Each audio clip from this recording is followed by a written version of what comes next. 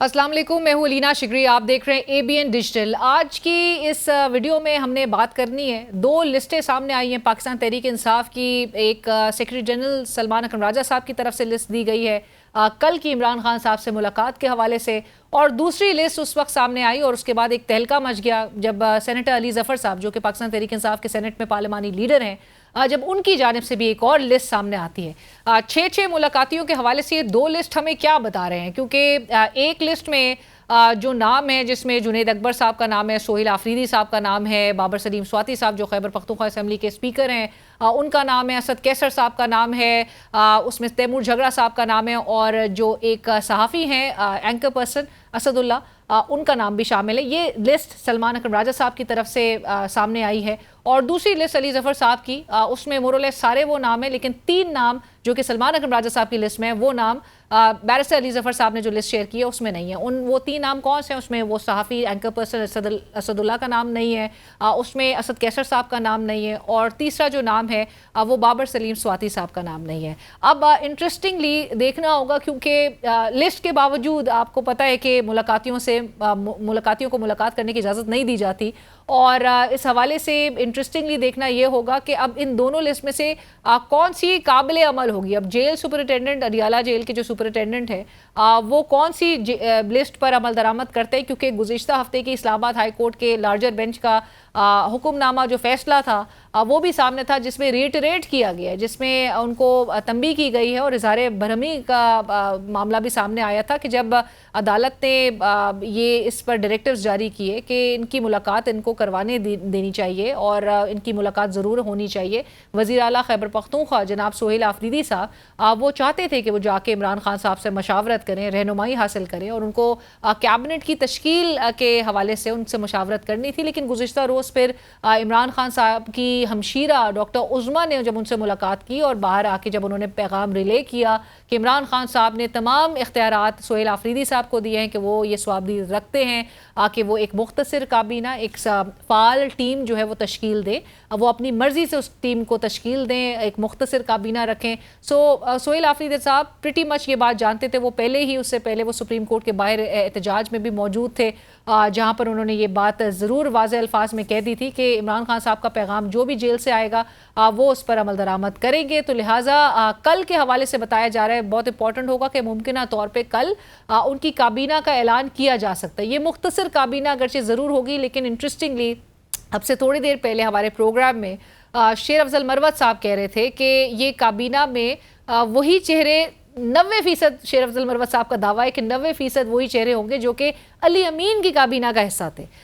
Interestingly, क्योंकि बहुत सारे ऐसे नाम भी सामने आ रहे थे, और शेर अफजल मरवत साहब ने यह भी कहा कि सोहेल आफरीदी साहब उनको शामिल करेंगे अब जो उनको आके जो कुछ बताया जाएगा, और बहुत सारे ऐसे लोग हैं जो कि इमरान खान साहब से मुलाकात करके आते हैं और बहुत कुछ इमरान खान साहब का नाम लेके दावा करते हैं कि जी ये पैगाम इमरान खान साहब की तरफ से भेजा गया है। और इस ऐसे में बड़ी डेवलपमेंट्स इस किस्म की भी आ रही हैं कि कल ही जब डॉक्टर उज़मा ने इंकशाफ किया कि इमरान खान साहब बड़े परेशान थे, उनको पता ही नहीं था कि अहमद चट्टा साहब को सेंट्रल पंजाब की जो सदारत है उससे हटा दिया गया है और उनकी जगह अली इम्तियाज़ वड़ाइद साहब को लगा दिया गया है। इमरान खान साहब ने कहा मेरा नाम इस्तेमाल क्यों किया जा रहा है, वो बड़े परेशान थे। उन्होंने कहा मैंने सरासर ये एक तो फैसला भी गलत है, उन्होंने कहा मेरे बिलाल इजाज़ और जो अहमद चट्टा हैं वो मेरे बड़े रुफ़का में से हैं, बड़े करीबी साथियों में से रहे हैं और बड़ी कॉन्ट्रीब्यूशन उनकी पार्टी में रही है। सो उन्होंने ये फैसला और ना ही ऐसा कोई पैगाम दिया था। अब पाकिस्तान तहरीक इंसाफ की लीडरशिप में बड़ी खलबली मच चुकी है कि उस दिन जब इमरान खान साहब से मुलाकात करके ये पैगाम बाहर आया तो ये किसने ये पैगाम दिया था, क्योंकि खान साहब तो इससे बिल्कुल ही वो इनकारी हैं कि उन्होंने कोई ऐसा पैगाम जारी किया ही नहीं। तो ये बताया जाता है कि अली ज़फ़र साहब वो उस दिन मुलाकात उन्होंने नहीं की थी इमरान खान साहब से। मुलाकात करने वालों में मुबश्शिर अवान का नाम आता है, अली इमरान एडवोकेट का नाम आता है, सेनेटर ये जो मशल यूसुफ़ज़ई साहिबा हैं इनका नाम सामने आता है। और सलमान अकरम राजा साहब ने भी कहा कि उन तक भी जो बात सामने आई थी वो यही थी कि बड़ी उनको यकीन दहानी कराई गई थी। आज सलमान अकरम राजा साहब ने ये ट्वीट करके बताया कि उनको यकीन दहानी इस बात पर कराई गई थी कि ये पैगाम इमरान खान साहब का, ये फैसला इमरान खान साहब का है اور اسی کے بعد یہ چینجز سامنے آئی جو پنجاب کی چیف آرگنائزر ہیں عالیہ حمزہ صاحبہ، ان کی جانب سے یہ نوٹیفیکیشن پھر جاری ہو جاتا ہے۔ عالیہ حمزہ صاحبہ کی بھی آج ٹویٹ سامنے آئی ہے، اور عالیہ حمزہ صاحبہ نے بھی ٹویٹ کا آغاز ہی اس بات سے کیا کہ یہ جو پارٹی ہے اور پارٹی کے عہدے ہیں یہ سب عمران خان صاحب کے ہیں، جو کہ پاکستان تحریک انصاف کا ہر شخص جانتا ہے، لیکن اتنی کھینچا تانی اس پارٹی کے اندر اس وقت نظر آ رہی ہے صرف اور صرف پوزیشنز اور پوسٹس کے لیے، وہ سب کے سامنے ہیں۔ پی ٹی آئی کے اندر گروپنگز تقسیم اب صرف ایک بند کمروں میں تک نہیں محدود رہ گئی ہے، یہ کھل کے میڈیا کے سامنے بھی ایک طویل عرصہ اب اس کو کہیں گے کہ اس وقت سے نظر آ رہا ہے کہ جب باقاعدہ گروپنگز اور پھر گروپنگز کے نتیجے میں آپ کو پتہ ہے کہ جس قسم کا معاملہ خیبر پختونخوا کی سطح میں نظر آ رہا ہے، سینٹر میں جو پارٹی کی قیادت ہے وہ ایک دوسرے کے حوالے سے کیا کیا بیانات دے رہی ہے، سو یہ بہت چیزیں ہیں جس کی وجہ سے الٹیمیٹلی نقصان پاکستان تحریک انصاف کا ہو رہا ہے، اور جو ان کے ٹارگٹس ہیں جس میں سب سے بڑھ کے تو ٹارگٹ ہے جیل سے عمران خان صاحب کی رہائی، دیگر جو لیڈرز اور جو ورکرز ہیں ان کی رہائی کو ممکن بنانا، وہ اس وقت کافی کھٹائی میں پڑتا ہوا دکھائی دے رہا ہے۔ اور جہاں پر ملک کے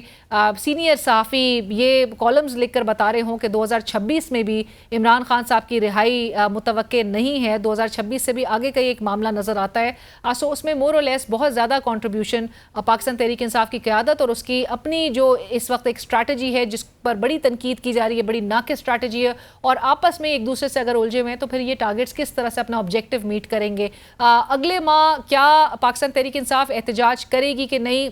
یہ بھی ایک ایسا سوال ہے کہ جس کا جواب اس وقت حاصل کرنا بڑا مشکل ہے۔ پاکستان تحریک انصاف بھی خود بھی ایک کنفیوژن کا شکار ہے، بہت بتایا جا رہا ہے کہ جی ڈر خوف بھی ہے گرفتاریوں کے بھی حوالے سے کھل کر، کیونکہ آپ کو پتہ ہے عمران خان صاحب کے ہدایات اور ڈائریکٹیوز کے باوجود بھی عدالت کے باہر اب تک احتجاج جو ہے، اور جو کہ انہوں نے کہا ہر پیشی کے بعد جو ہے وہ ایم این ایز اور ایم پی اے سب اکٹھے ہوں اور باقاعدہ ایک علامتی احتجاج جو ہے وہ کیا جائے، وہ بھی تاحال اس قسم کی ایک صورتحال نہیں نظر آ رہی ہے۔ سو یہ کیسے مومنٹم بلڈ اپ ہوگا، جہاں پر علی امین صاحب بہت زیادہ الٹیمیٹمز اور ڈیڈ لائنز دیتے تھے اور اس کے بعد وہ بالکل اپنے آپ کو انہوں نے سائیڈ لائن کر دیا ہے عہدے سے ہٹنے کے بعد، تو یہ کیسے ممکن بنایا جائے گا، اور کیا وزیر اعلیٰ خیبر پختونخوا سہیل آفریدی صاحب اب خیبر پختونخوا کے عوام کے ساتھ اب اس اسٹریٹجی پر، اور عمران خان صاحب جو کہ ایک اگریشن دیکھنا چاہتے ہیں، جس کے حوالے سے بتایا بھی جاتا ہے کہ جیل کے اندر جب عمران خان صاحب کو یہ کنوے کیا جاتا ہے کہ جی باہر تحریک انصاف کے فلانے لیڈر نے بڑا رولا ڈال دیا یا بڑا شور مچایا یا بڑا اگریسو اس کا سٹانس رہا یا تقریر میں اس نے بڑا اگریسولی سب کو رسپونڈ کیا، تو عمران خان صاحب بڑا خوش ہوتے ہیں، کیونکہ عمران خان صاحب خود بھی اسی اگریسو ایک پاتھ پہ ہیں، اور جو کہ بہرحال ایک بڑا ڈیفیکلٹ پاتھ ہے، اور اس میں ایک راہ ہموار کرنا یا اپنے لیے کوئی راستہ نکالنا وہ بڑا مشکل اور ایک ایسی مشکل صورتحال نظر آتی ہے کہ جس کو اچیو کرنا اس وقت تو بہرحال وہ پاسبل دکھائی نہیں دیتی۔ اس کے ساتھ ساتھ یہ آپ کو بتاتے ہیں محمود اچکزئی صاحب کے بھی حوالے سے، جو کہ عمران خان صاحب نے دونوں اپوزیشن لیڈرز کی نامزدگی کے بعد ان کی اپوائنٹمنٹس کیونکہ تاحال تاخیر کا شکار ہے، اب تک کوئی نوٹیفیکیشن سامنے آئے اس پہ بھی انہوں نے بڑا برہمی کا اظہار کیا۔ ڈیولپمنٹ یہ تھی کہ پاکستان تحریک انصاف اور جے یو آئی کے درمیان جو ہے وہ اتفاق ہو گیا محمود اچکزئی صاحب کے نام کے حوالے سے، آلدو کہ حکومت بھی یہ سمجھتی ہے کہ اچکزئی صاحب جو ہے وہ سیاسی ڈائیلاگ پر یقین کرنے والے شخص ہیں۔ اچکزئی صاحب نے بھی بلکہ ہمارے پروگرام میں کہا تھا کہ اگر حکومت اور رانا ثناء اللہ صاحب کے حوالے سے جن کو وہ ہمیشہ ایڈریس بھی میرا دوست کہہ کے کرتے ہیں، ہر وہ حکومتی اہلکار کے حوالے سے وہ بڑے ایک رسپیکٹ دیتے ہیں اچکزئی صاحب، زیرک سیاستدان ہیں، پرانے سیاستدان ہیں، ان کو پتہ ہے کہ کس طرح سے معاملات کو آگے لے کر بڑھنا ہے۔ اس وقت وہ کہتے ہیں کہ جی عمران خان کا مینڈیٹ چوری ہوا ہے، آئین اور قانون کی بات ہے، آئین و قانون کا تحفظ ہے، قانون کی حکمرانی کو یقینی بنانا ہے، آئین کی پاسداری کو یقینی بنانا ہے، اور اگر وہ کہتے ہیں کہ میرے دوست رانا ثناء اللہ اس بات کی گارنٹی دے دیتے ہیں کہ آئین کے مطابق سب کچھ ہوگا، تو وہ کہتے ہیں کہ اس سے پھر انحراف جو ہے وہ نہ کیا جائے۔ اور جہاں پر بات آتی ہے جو پاکستان تحریک انصاف بھی کہتی ہے کہ وہ صرف ان سے مذاکرات کرنے کے خواہش مند ہے کہ جن کے پاس وہ سمجھتے ہیں کہ تمام اختیارات ہیں، محمود اچکزئی صاحب اس سے برعکس وہ بات کرتے ہیں کہ تمام سٹیک ہولڈرز، تمام پولیٹیکل اینٹیٹیز سے بات کرنے کی ضرورت ہے، سیاسی ڈائیلاگ ڈائلاگ پہ یقین رکھتے ہیں اور ڈائلاگ کے ذریعے ہی معاملات کو آگے بڑھانے کی بات کرتے ہیں، اور حکومت بھی یہ سمجھتی ہے کہ وہ سیاسی ڈائلاگ پہ یقین کرنے والے شخص ہیں، اپنی سوچ سے وہ پیچھے نہیں ہٹیں گے، لہٰذا نوٹیفیکیشن تو ان کا سامنے آ جانا چاہیے، لیکن اسپیکر قومی اسمبلی ایاز صادق صاحب کیوں اس وقت اتنا مزید وقت ان کو درکار ہے یا ٹائم لے رہے ہیں؟ کیا پس پردہ جو ہے وہ معاملات اس وقت چل رہے ہیں، یا آنے والے دنوں میں ہی چیزیں انفولڈ ہوں گی؟ بٹ بہرحال آج کی امپورٹنٹ ایک اور خبر یہ بھی تھی کہ خواجہ آصف صاحب نے دو ٹوک انداز میں اپنے ٹویٹ کے ذریعے افغان طالبان رجیم کو یہ باور کرا دیا ہے کہ کسی بھی قسم کی کراس بارڈر ٹیررزم اب برداشت نہیں کی جائے گی، اور بھرپور ایک جواب دیا جائے گا افغان طالبان کو۔ اور ہماری پروگرام میں خواجہ آصف صاحب وزیر دفاع وہ یہ بات دہرا بھی رہے تھے، انہوں نے کہا کہ متعدد مذاکرات کے ادوار کے بعد تاحال کوئی، چونکہ ان کی جانب سے افغان طالبان رجیم کی جانب سے تحریری طور پہ کوئی گارنٹیز، کوئی بھی پختہ گارنٹیز نہیں دی گئی، تو لہٰذا اب پہلے ہی وہ یہ بات عرض کر چکے تھے کہ اگر ناکامی ہوئی مذاکرات میں تو پھر اس کا مطلب ہوگا ایک کھلی جنگ اور ایک اوپن وار، ایک اوپن کانفرنٹیشن کی طرف اس وقت ہم بڑھتے ہوئے دکھائی دے رہے ہیں۔ اور اس کے میں نے سوال کیا کہ اس پوری صورتحال کا بینیفیشری کون ہے، تو خواجہ صاحب نے کہا کہ بینیفیشری صرف ایک ملک ہے، اور وہ ہوسٹائل ملک ہے جو کہ ہمیشہ پاکستان کے ساتھ اپنے انمٹی کا اظہار کرنا بھولتا نہیں ہے، بھارت، جس نے مئی میں ایک بھرپور شکست کا سامنا کیا تھا، اور بھارت کے ساتھ کابل کے جو روابط ہے، جو قربت ہے، وہ حالیہ دنوں میں جتنی بڑھتی ہوئی دکھائی دے رہی تھی، تو اس پورے سیناریو کا جو بینیفیشری ہے وہ بھارت ضرور ہے۔ لیکن بھارت بھی اگرچہ چاہتا ہے کہ افغان بارڈر پہ پاکستان انگیج کرے، اور تاکہ پاکستان کو جو ہے وہ بھارت کی، میرے خیال سے یہ خام خیالی ہے کہ جس کے حوالے سے وہ سوچ رہے ہیں، اور اپنی ایک بھرپور شکست کا سامنا کرنے کے بعد بھی بھارت اگر یہ جرت رکھ رہا ہے کہ وہ پاکستان کو انگیج کرنے کا سوچے اور پاکستان شاید جواب نہ دے، تو یہ اس کی خام خیالی ہے۔ پاکستان نے بالکل یہ ریٹریٹ کیا ہے کہ پاکستان بھرپور صلاحیت رکھتا بھی ہے جواب دینے کے حوالے سے، اور بالکل کسی بھی طور پہ کراس بارڈر ٹیررزم یا افغان سرزمین کو استعمال کر کے پاکستان پر اٹیکس کیا جائے اور پاکستان چپ کر کے دیکھتا رہے، کیونکہ پاکستان نے افغانستان کے حوالے سے، خواجہ آصف صاحب نے اپنی ٹویٹ میں ان کو باور بھی کرایا کہ پاکستان کے بے تحاشا احسانات ہیں افغانستان پہ، لیکن ان سب سے افغانستان جو ہے نیچرلی وہ یاد نہیں رکھتا، اور جس قسم کی اس وقت کارروائیاں افغانستان کی سرزمین سے پاکستان پہ ہوتی رہی ہیں، اور وہ پوری فنڈڈ تھی، امریکہ بھی یہ بات کہتا ہے کہ یہ بھارت کی جانب سے فنڈڈ ہیں، اور پاکستان نے وہ ایویڈنسز بھی سامنے رکھے، ایون دوحہ کے بعد استنبول میں بھی جو قطر اور ٹرکی دونوں جو میڈیٹرز ہیں اس میں، وہ بھی ایکسیپٹ کرتے ہیں، ایڈمٹ کرتے ہیں کہ پاکستان کے جو تمام مطالبات تھے